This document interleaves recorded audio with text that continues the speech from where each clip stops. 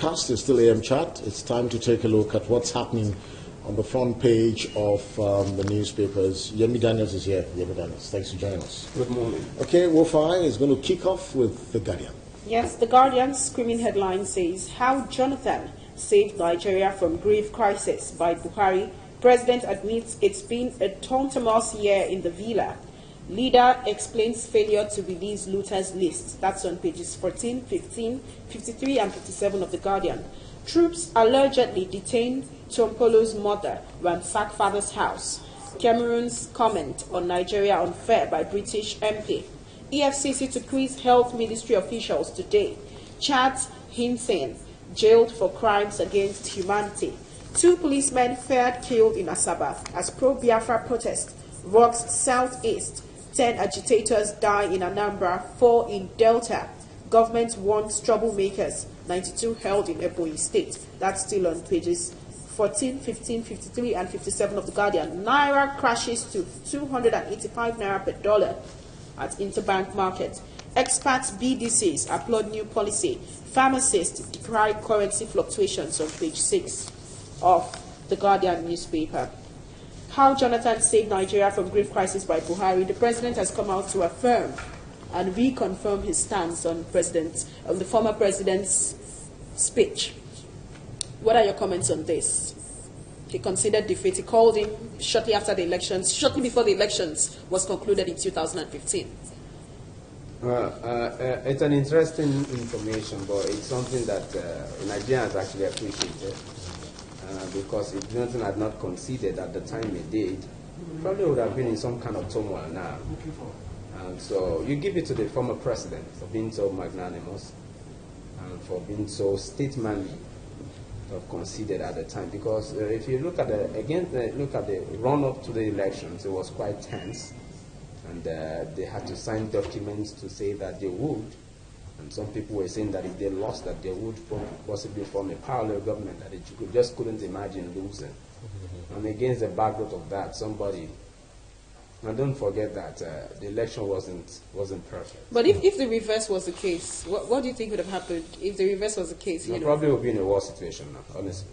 Well, another thing I just wanted to ask, because I thought that was even what your question is, assuming it was the other way around. Okay, Buhari is in government. Jonathan is in government. No, okay, Buhari is in government. Do you think that they will have conceded? Well, I think I mean, if the government in power has performed poorly, okay, and Nigerians vote them out. Yes, would it have been possible? Would it have been easy for a former general to concede power defeat to a civilian? Well, that's a tough call. That's a tough call, actually. Yeah. But I also want to assume that given the fact that the democracy that we practice is growing by the day, you would expect that whoever who lost an election would concede this defeat.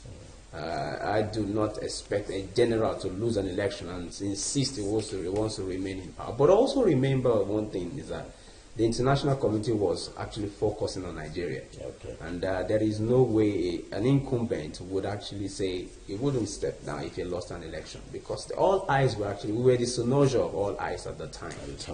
Let's hope that 2019 will be free and fair. Of course, let's wait till then. Okay, we move straight to the Punch. Pro-Biafran activists, security agents in bloody clashes with a rider, 30 feared dead in Onitsha, 2 corpses, 5 others killed in Delta.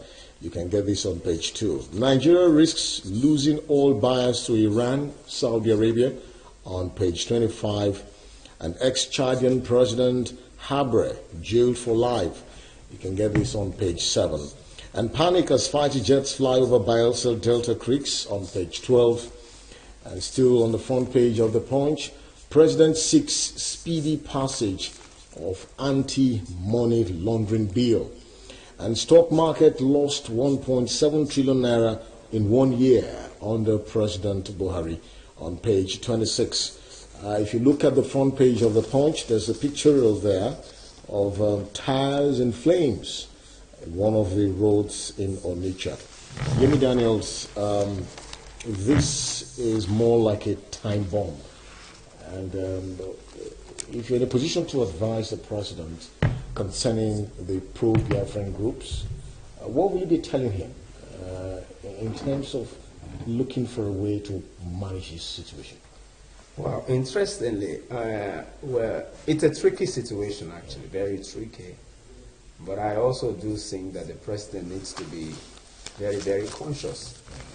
I consider it a threat, given the fact that if a member of the British Parliament wrote United Nations a few months ago, asking the United Nations to look into Biafra agitation, that it should not be dismissed. Okay. Now, when you look at such a situation, it calls for a lot of care. Yeah. Because if the international community seems to be giving a thought to a Biafra state, because that letter indicated that we should look at this thing objectively and not just clamp down on these people, you understand? And they have a right to self-determination if they so desire. Okay. And so there's a need for the president to be very, very conscious. As much as the president cannot sit back and just allow things to degenerate, I think there is there's necessity for engagement with the relevant stakeholders in that region of the republic. Okay. So a roundtable discussion. Oh yes, it's necessary at this time. And at the same time, there's also a need. One of the reasons these things are happening is the fact that there was a confab in 2014. And that I think the president needs to look at that confab that report very carefully, and possibly the government should come up with a white paper on it and see the possibility of there could be somewhat of a phased implementation. We don't have to implement everything all at the same time. We could have a phased implementation. We cannot afford to allow vested interest hold us to ransom. This country called Nigeria is not as profitable as it should be. To be honest, the system we disguise unitary as federalism. We run a unitary government masqueraded as federalism. So, and it's not sustainable in that, guys. Okay, thank you very much. We now move to The Nation. Yes, The Nation is next, and the screaming headline on The Nation says, UK dictatives in Nigeria for Alison Madueke's case. UK dictatives in Nigeria for Alison Madueke's case.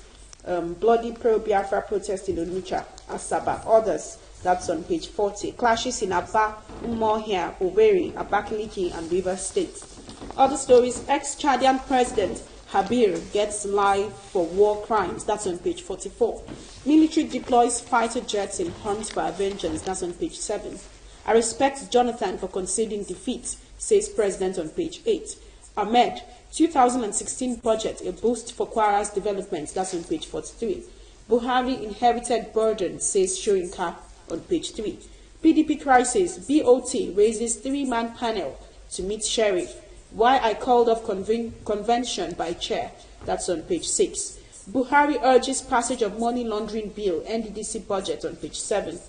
Of course, the Victoria President Muhammadu Buhari welcoming APC national leader Siwaju Bola Ahmed Tinubu to the presidential dinner in honor of National Assembly members at the Banquet Hall Presidential Villa last night.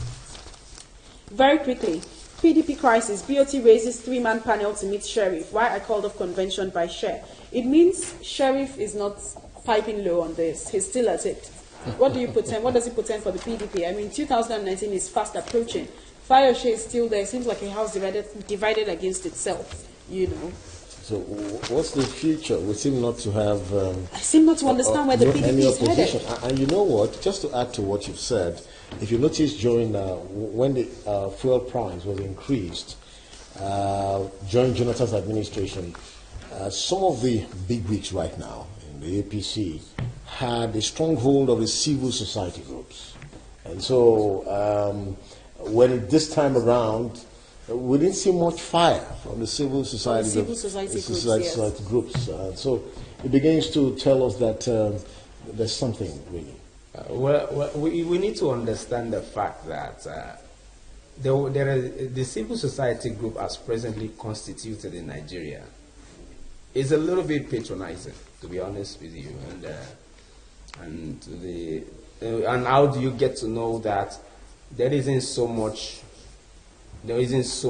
vibrant engagement of the present administration, and you know, they were overtly partisan at the last elections, and the civil society group were overtly partisan. This is all we were giving our support to, and to a large extent, I also probably think that there is an assumption that, well, let's give this government a little more time before we can come up to say something, because this is a government that we put in place. So just like you read, PDP is not really I don't see an opposition. I don't see them being a vibrant opposition PDP even in the next 3 learning years. to be an opposition party. I like that word. No, that's the issue. They have never applied that. They have never applied that route For 16 years. For 16 years, they held sway. Definitely. Now, and first and foremost, we need to understand that first they would first and foremost go through denial. That did we actually lose power? You understand? All of those things. While all of those things lasted, there will be some overhangs and here and there. But I honestly, given what Senator Ikurimadu said, he said they were contending interests in PDP and not factions. So, in any human city, in any human entity, there are bound to be contending interests, there are bound to be rifts and conflicts here and there. But I also do think that the family affair thing comes to play at some point in time, and they should be able to resolve it among themselves, because in the interest of Nigeria, we must have a vibrant opposition. Okay, I think from all you said, I've just taken one word, and that is the fact that PDP is actually learning to be an opposition. So you could pardon them. And of course, the ruling party is not even making things easier, you know. For the PDP. Metu is... I heard he vomited in court. Yes, he did. And somebody said, vomit dollars. Okay, moving ahead quickly. The Nigerian Tribune, Masob protests turned bloody in 4 states. You can get that on page 2. I am still shocked. Jonathan considered defeat. Buhari is talking right now. It has 3 riders. Federal government will now talk less on corruption. Interesting. Daniels, did you hear that? Military leaders sat on 2.1 billion arms fund. Civil servants rubbished.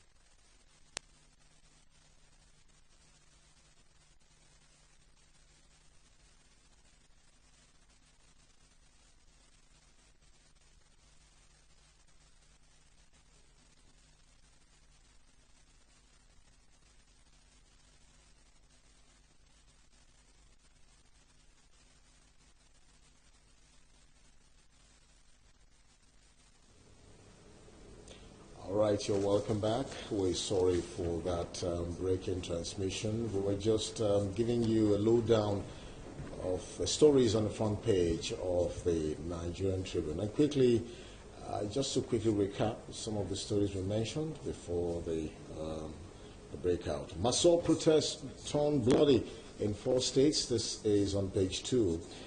Niger Delta Avengers, military invades more Delta communities with gunboats, war jets, on page 3. And Wike and High are targets of federal government's travel restrictions. You can get this on page 4 of the Nigerian Tribune. And gunmen kill 5 Sac Rivers community. Okay, Yemi Daniels is still with us. What do you think about the travel ban on Fauci says it's him and, of course, Wike? I think we have issues with political utterances here. Well, I do not know the extent to which the federal government has a right over the state government. Where do we draw the line? I spoke to some lawyers yesterday. They said they can go to court. Yeah. The president enjoys immunity. The governors Does also have enjoy immunity. immunity. So are we? Yeah. Because when you say a government, when you possibly say government should not travel, it's as good as saying the president is assuming authority over that particular state. You understand? And the governors were not elected by the president. They have So an to the autonomy of extent their that there own. is such a thing called separation of powers in a democracy, it's just as good as saying that you're asking the Senate president not to perform legislative responsibilities. Do you understand? The state is within the purview of the state governor, and it is his right to do whatever he thinks is good for his state. So I do not know where the president is speaking from. I do not know what aspect of the Constitution the president is relying on, but I do not think that it's in a federal system. I do not think it's applicable. A lot of people have spoken about the conversation strategy of this present administration. Even if you listen clearly to the president's speech, he talks about Ebola. And I kept wondering, when Ebola in this, it was Lassa fever that was in President Muhammadu Buhari's administration, not Ebola. So Lai Mohammed really needs to, go back to the drawing board and do a few things that are needful. Okay. Moving on to the National Mirror newspaper. The National Mirror newspaper, the screaming headline on the National Mirror says, Biafra anniversary turns bloody. 3 policemen, 52 IPOP members killed. Pregnant woman hit by stray bullets. Experts warn against round-tripping with new forex policy. That's on page 2 of the National Mirror. It's really pathetic. Reps comments electronic voting on page 5 of the National Mirror. OPC can't guarantee safety of Yoruba people again. That's coming from Adams, Otumba Gani Adams, on page 8. Niger Republic to commence direct flights to Nigeria soon. That's on page 11. Petrol tankers now to pay wharf fees. That's on page 8 of the National Mirror newspaper. Why Buhari won't probe Jonathan? Ex-president shocked me. Earned my respect for conceding defeat. That's on page 4. I'm waiting on God to join politics, says Al Mustafa. That's on page 35. Okay, we see the former Vice President Atiku Abubakar. We see the Senate President Bukola Saraki, the President and the Speaker of the House of Reps on the pictorial of the National Mirror newspaper. So, why Buhari won't probe Jonathan? Ex-president shocked me, earned my respect for conceding defeat. Why Buhari won't probe Jonathan? Is that a legit? Is that reason, something we should take to the bank? Do you think it's worth it? Well, I think that I think it's just about coming to terms with the reality of our system, that we do not have the institutional framework to prosecute a former president, even if they need a rule. So I think that I think that's where the challenge really is. I think for Buhari, it seems to see the whole thing now as a big favor Jonathan has done to him. I mean, making him realize his own dream, his ambition. Because if it was Obasanjo that was there, Buhari should forget it. I mean, for Jonathan, I think again, he applied some level of wisdom. He was going through hell.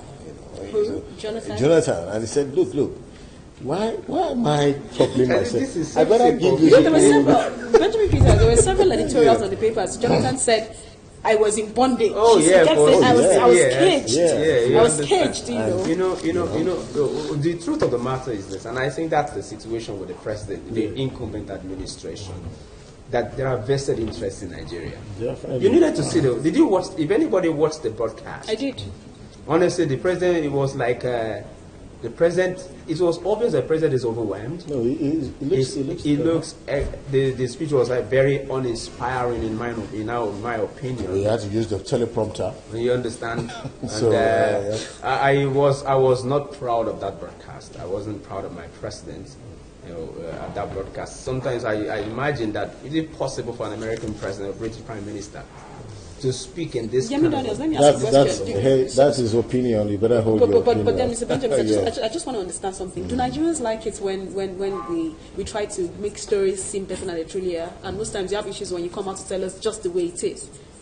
The president, to an extent, is a bit demoralized with the situation of things in the country. Okay, I will answer that question after the broadcast. Quickly, let's take a look at the Daily Sun. Biafra anniversary turns bloody. 52 Fiat killed. 3 riders there. 3 policemen thrown into River Niger. 50 arrested in Anambra. 17 in Imo. 12 in Rivers. Igbo should not be pushed to the wall. Masof, page 9 of the Daily Sun. And considering defeat, Jonathan shocked me in 2015, says Buhari. PDP, why I called off Port Harcourt Convention, says Sharif, on page 2. And of course, you dare not stop my overseas trip, Fayoshe tells federal government, on page 6. And ex-Chadian President Habre gets life sentence for crime against humanity. You can get that on page 13. Quickly now to the next one. Yes, the Daily Trust is next. The major headline on Daily Trust says federal government states spend 5.3 trillion naira on salaries and overheads. That's on page 4 of the Daily Trust. Police pro-Biafra protesters clash. That's on page 7. From unfolding events, Governor Aminu Bello Masari is set to ground Castina 6 by a halt by second quarter in 2017. That's an editorial on page 48 of the Daily Trust. It's been 778 days since over 200 Chibok schoolgirls were taken by Boko Haram. And of course, the pictorial here shows the 36 states budget of 6.1 trillion naira. You could get a copy of the Daily Trust to see the breakdown of budget for expenditure. Editor's note says, Buhari, why I won't talk much about loot recovery on page 3. But Elia killed in Lagos, that's on page 5. Oil price slips to $49 ahead of OPEC meeting on page 3. Why I won't talk much about loot recovery. It seems like a lot of Nigerians were a bit disappointed because we expected to see the names being packed up with the figures that were released on the 29th of May 2016. A lot of people had high expectations. I, for once, expected to see the names of these people. What happened? Is it that the president didn't really sit down to calculate his strategies and steps, and at the end of the day, he just disappointed us? It wasn't what we expected. Well, I think that I understand the president had actually promised that such would be mentioned at the time. And they emphasized, they re-emphasized on it. Expectations were very, very high. And maybe, I keep saying something, there are certain informations that we're not privy to, that government is privy to. And when such informations come, government sometimes restrains its steps. And that's why it's very important. The government needs to be very, very careful before statements are made. They have a tendency to raise expectations, and when those expectations are not met, and when they are, especially when they are grossly dashed, it actually undermines this, it reduces the support that such government enjoys from its people. So well, I think basically again, possibly the names that were going to be announced, I must tell you, were political juggernauts in the country. No, those are these are the high and mighty. So we do know that most political office holders in Nigeria, with due respect to whoever, one way or the other, have looted us blind. And if you are coming up with such names, and it could actually undermine national security as well. By the time you hear certain names sometimes you... Because some people have even argued that if he publishes or comes out with those names, the APC government is likely going to go down. No, it probably loses morality. Not necessarily morality, the structures, because... some of those names are like the pillars of the APC. There's a lot. Okay, quickly now, let's quickly take a look at the News Direct. 2016 budget, presidency to spend 87 billion naira on vehicles, 0.87 billion. Nigerians, so you don't say it's 87 billion, it's a point, all right? 40 million naira per BMW car, 189 million on tires, okay?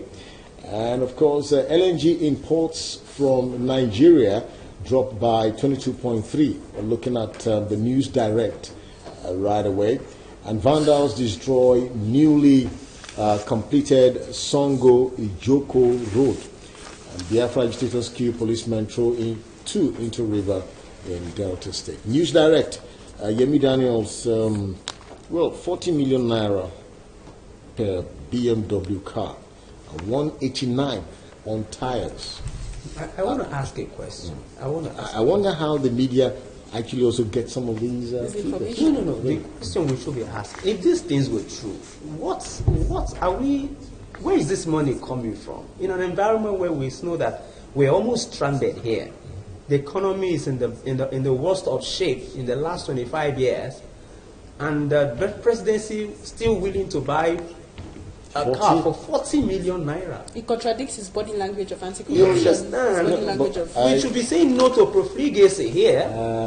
Is there anything wrong in really our president using a car 40 million? I mean, is the president of Nigeria. For crying out, I still have a problem, for instance, on the fact that there are still about 10 aircrafts in the president's fleet.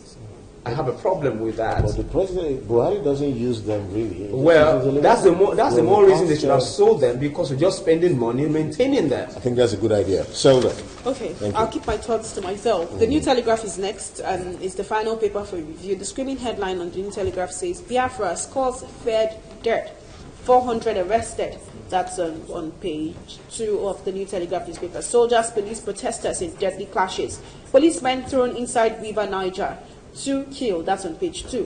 Federal government approves $80 billion nuclear plants construction. Russia firm starts 4,800 megawatts plants in October 2017 on page 4 of the New Telegraph. Al-Mustafa, my book will reveal what killed Abacha Abiola on page 4 of the New Telegraph. Headsmen killed 10, razed 25 houses in Benue. That's on 43 page of the New Telegraph. Affair, I hated school because I wanted to inherit my father's farm. Page 33 of the New Telegraph. Fire shade to federal government, you can't stop my foreign trips. Page 6 of the New Telegraph.